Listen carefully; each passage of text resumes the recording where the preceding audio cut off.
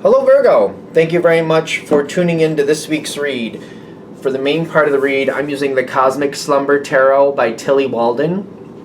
Website at the bottom here is liminal11.com. Feel free to check that out if you want to. Supportive oracle cards are You Are Clairvoyant Oracle Cards by Belinda Grace, illustrations by Elaine Marzin. Website on the back here is rockpoolpublishing.com.au. A is an apple, U is an umbrella. Okay, what do we have for Virgo?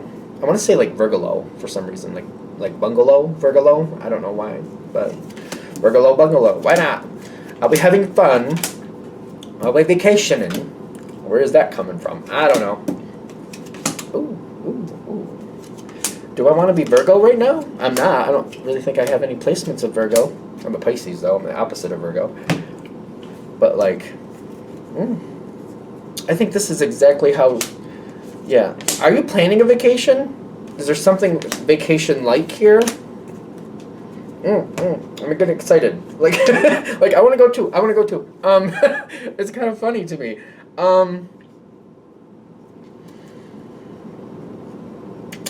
There's somebody I feel like maybe I haven't been getting along with. This is ironic. Five of Wands? Yep. Five of Torches, Five of Wands, Five of Fire, either way. Somebody I haven't been getting along with.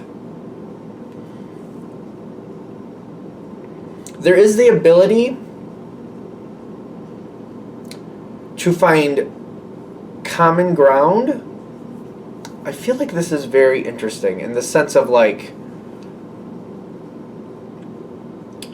I feel like if you're going to go on vacation with this person, you don't want to do every single thing with them.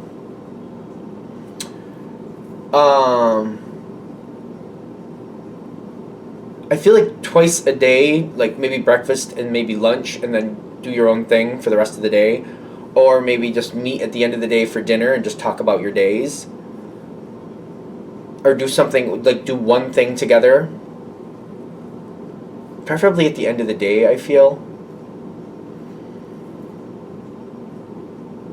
Because I feel like this, you can work better with this energy. I feel like it is what it is. I don't know, I'm very stuck on that phrase at the moment. The reason I say that is like, they have characteristics that are just flat out different from yours. They're not bad. Your characteristics aren't bad. Theirs aren't either. Whatever it is that's coming together. It's just like, if you're trying to do something with this person, their way of doing it, I feel like it's really difficult for you. It's kind of like that's all over the place. I don't like it. Ironically, I feel like if they come back towards you, they feel like you're not stale, but I feel like they would maybe use the word stale. Like the way you do it is very boring to them. It's not to you, and it's like I don't like using those words only because I don't like it because it sounds like a put down, and it's not. It's kind of like how somebody perceives it. Like you're very regimented usually. Virgo's very like this is how you do it, and I like it to be where it's supposed to be, and I like to be able to know that's how that's gonna work out. So I do it pretty much the same every time. They like more spontaneity. It's not bad that you like to do it the way you do it. That's just what makes you happy, and that's great. There's literally nothing wrong with it. There's nothing wrong with the way they do things either, but I feel like there could be tension that easily happens between you and whoever this is, and then maybe some things are said that really are not productive. But that's like, there's once a day, if you go on vacation with this person, once a day, I feel like you guys can work together. It might strengthen something. I feel like there's something that, like, there's a common goal, or like, I don't know if this is a family, friend, or a business thing. I feel like business is the most obvious, but it could be anything. Where you have this common goal of success for maybe someone. Possibly something, but maybe someone. I keep getting like a person. So it's almost like you're looking out for the same person. So it's almost like you and a cousin looking after a grandparent. Maybe, just for like an example. And it's kind of like you both are like, no, that grandparent needs to succeed and needs to be taken care of. You have different ways to do it. So it's almost like divvying up responsibilities, trusting the other to do what they need to do, Certain things are better left more consistent, more the same every time. Those are your category. Other things need to be like, well, whatever happens, I need to kind of pick up the ball and deal with it as it happens. That's more their category. So it's kind of like divvying up the responsibilities, but not just that, but trying to stay connected. Just in case this is not a vacation thing, I wouldn't say you have to connect with this person daily, but at least weekly. Find at least one thing weekly, and it, like, I feel like, even if it's, excuse me, my nose was itching. I think I'm getting poked by whiskers. Even if it's like getting together and watching a show you both like,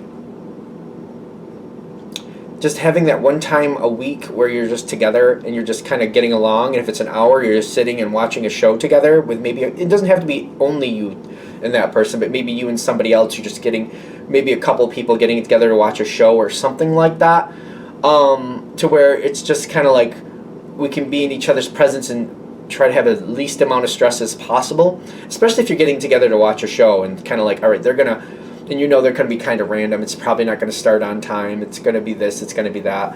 So maybe you're going to like, all right, I'll show up at, and we'll do it every Sunday night at like 7 o'clock, just for argument's sake. But like maybe you put it in your calendar, like I'm going to show up at 6:30 in case they want to start a little early. And I'm going to like make sure I'm there till like 10. I'm not going to leave till 10:30. So any time within that block that show happens, that's fine with me. I'm not going to tell them that. But, you know, I'm just going to kind of deal with it, kind of like if there's going to be some randomness in there, but it's just a show, I don't care. By having this connection with this person, it really does strengthen things, and it just seemed to help remind both of you that you are on the same page, you do have a similar goal, just really different ways of doing things. Because currently I feel like there's more of a block between you and this person. I do feel like I don't question this person in the sense of like, I feel like they're a good person. I feel like if this reading is hitting, I don't think you look at this person like they're a bad person. You know, bad person. I feel like you feel like whatever they're helping or whatever they're matching you on in intention, whatever, like if there's a person you're looking out for or there's a situation you're looking out for and you're both looking out for it, I feel like you honestly believe that like they want that to succeed as much as you do, but it's just you have totally different ways of believing how it should be done. It's just, and that makes it very difficult. So you might like be quiet around them, or you just might not vocalize how you feel, or you just may have limited involvement because of it. You're just kind of like, I just need to make it work out for the end goal. So I don't really like it, but I'm doing my best with it, and I'm trying to accept that it is what it is. This can go better. You do have the option, and this won't be for everybody, to add a third party or maybe even a fourth party into this. There might be a couple more people that you could add into this that could, you know, help smooth things over or maybe like connect the energies a little bit better. So like somebody who's very good at being diplomatic maybe is what I'm thinking, or somebody who's like understands the emotional connection a little bit different, like they have a different, I don't know, they're a little bit more emotional. I keep getting somebody more emotional or somebody completely analytical, which is very dramatic to me. So somebody who's noticeably more emotional than you, or somebody who's completely analytical, which are, all right, wherever that goes, you do have that option. I know that won't be for everybody, but you could have a mediator in there that might actually help you. So if we're going to use the analogy of like you're looking out for a grandparent, you have a cousin also doing the same thing, maybe another cousin or like a niece or nephew, or somebody else you have somebody else that you both agree that has good intentions, that maybe doesn't see things totally the way you see them, but doesn't see them totally the way the other person sees them either, that can help mediate and help this work out the best way possible.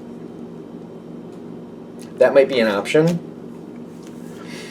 I do see you getting along better with this person unexpectedly, or well, no, you're putting in the work. That's why you're good. You're putting in the work. That's why this is happening.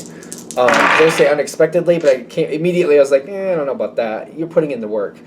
You have a connection to this person. You want things to go better.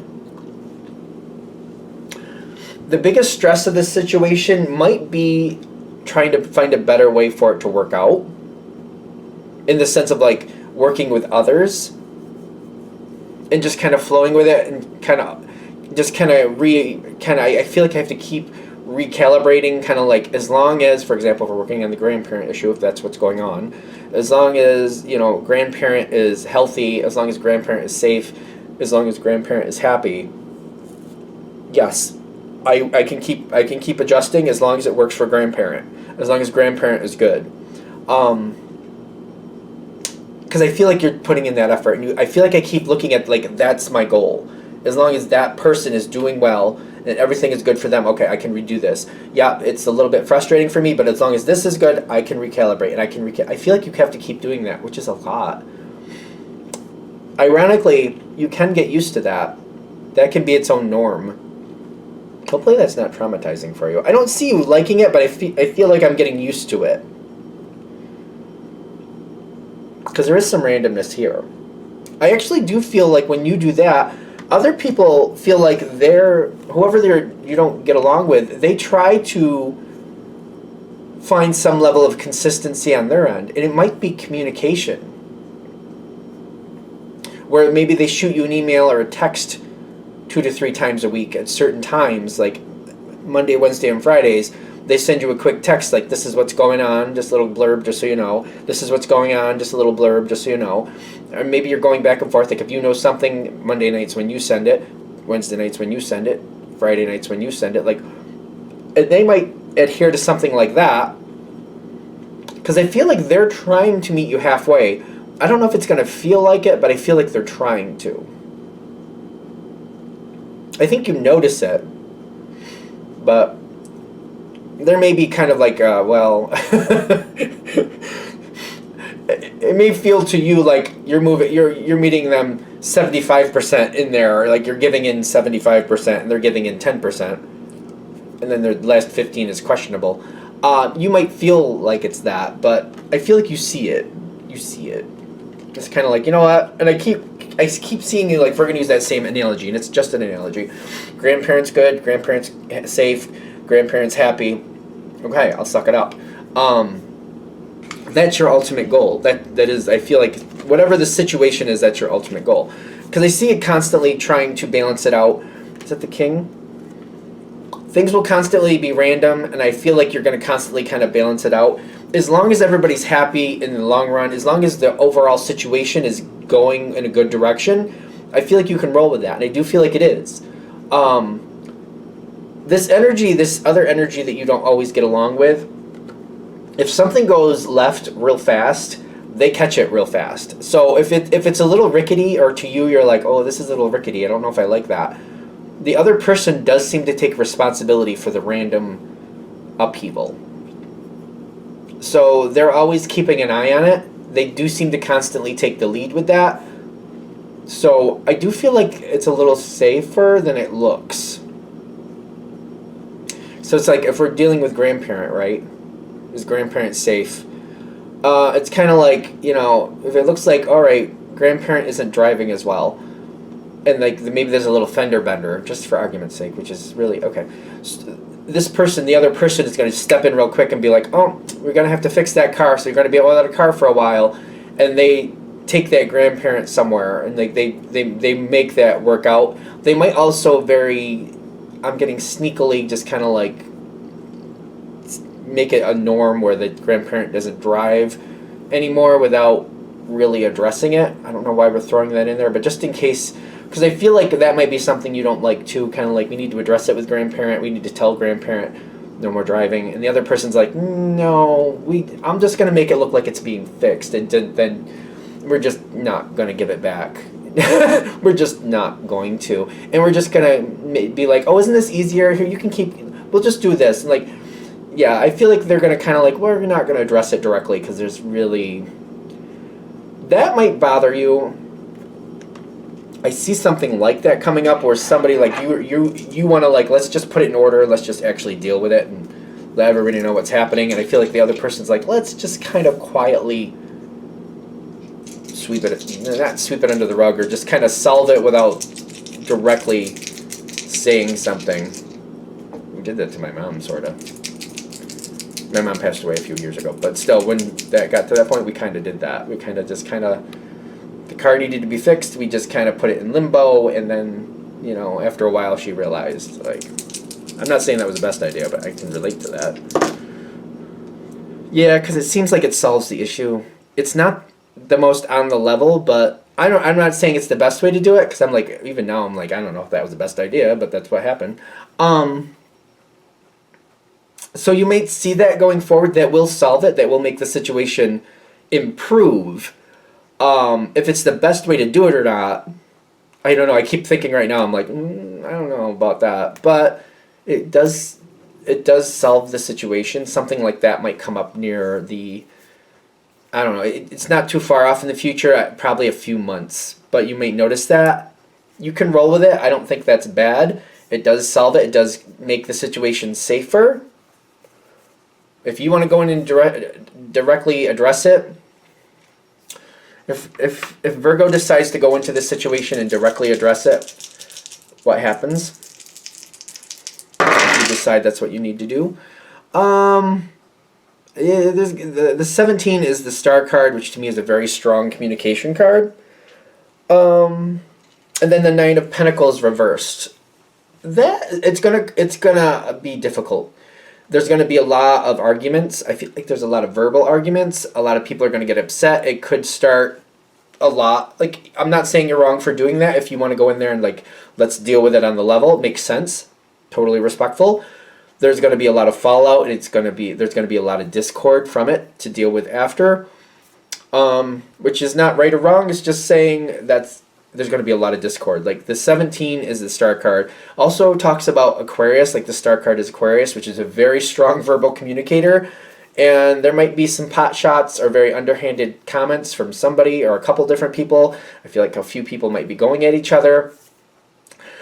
There is the option also, like a third option is to, like, let it be where it is for a while and then plan a talk later on. Later on, if you wait and have this conversation later on instead of when it immediately happens, you got the Strength reversed and the 7 of Fire. I feel like people accept it. It's less of a discord. It's less discord if you wait, but you're gonna have to wait like a good month, if not 2, before you bring this up. So we're gonna use the fender bender thing. Like, okay, so and so takes the car away, but they're letting the grandparent think it's just in the shop for now. If you addressed it immediately, boom, boom, problems, arguments, pot shots, underhanded comments, a lot of discord. If you wait a couple months and, like, you kind of bring it up, kind of like, well, just so we're on the level, you know that you're not getting your car back, and this is why. I feel like it goes easier.